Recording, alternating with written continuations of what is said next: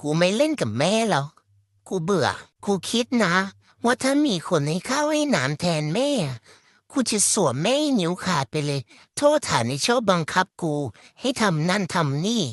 แต่กูก็ต้องทนอยู่กับแม่ต่อไปเพราะแม่บอกว่าไม่มีใครรับกูไปเลี้ยงหรอกนิสัยแบบกูหน้าตาแบบกูอะ Thank you.